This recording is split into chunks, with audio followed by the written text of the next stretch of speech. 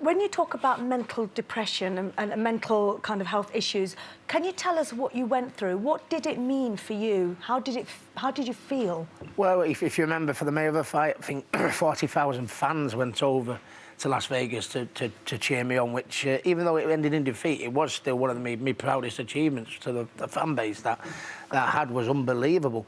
But I generally went over believing I was going to beat him, and the fact that I had 40,000 fans and even people close to me in my local area were saying, "Oh, it's cost me a fortune to come here and support you, Rick, but we wouldn't have it any other way," you know, and I had such a backing. When I got beat, I thought, "Oh, well, these people have let down here," and that's when I think it started off. And then from that on, you know, I had a comeback fight at the City of Manchester Stadium, which I've always been a Manchester City fan, so I was down from Mayweather, then I was up after my City fight, you know, and then I fought Paulie Malignaggi, and then was up, and then I got beat by Manny Pacquiao. I was down.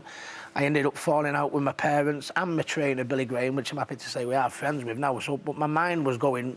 So down all the time. The drink and the drugs element sort of kicked in.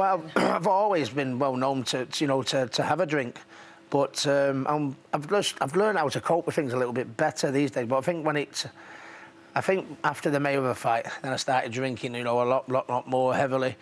Ultimately, when I fell out with my parents, as you can imagine, that was a difficult one for me, and that's what I didn't care whether I lived or died, you know what I mean? That was it, you contemplated suicide, didn't you? You actually numerous times. Yeah, numerous times, you know, many times, you know, I'd just be sat downstairs and, I'd have my knife and I'd be trying to finger a slit at my wrist, but then I thought to myself, I couldn't go through with it.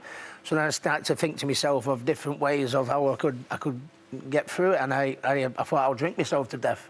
So consequently, when you're drinking yourself to death, you get more depressed. And in order to drink a bit more, I ended up taking drugs in order to help me drink more. And it just... the vicious cycle. Whoa, and it just went... You've got help now.